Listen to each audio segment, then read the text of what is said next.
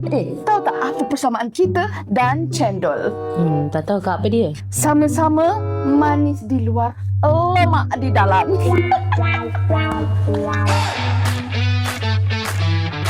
Hai semua, welcome to Kepo Kitchen by NP Asia. Di mana kita tak berapa pandai masak, tapi Kepo je lebih. hari ini kita nak buat cendol. Very simple. Dan bahan-bahannya ialah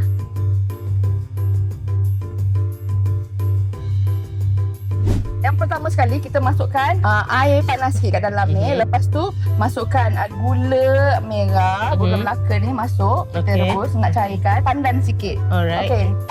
Air panas sedikit. Lepas tu kita perlukan santan mawar. Kita akan masukkan secubit sahaja garam. Jangan lebih-lebih. Kacau.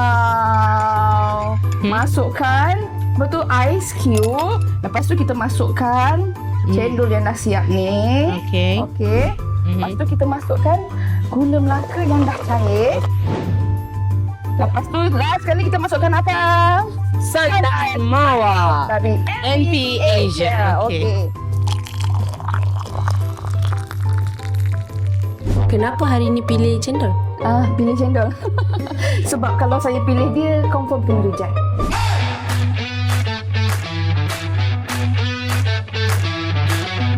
Kalau korang suka, jangan lupa nak like, share, follow page kita orang dengan page NP Asia. Selamat berbuka kepada semua from Kepo Kitchen by NP Asia.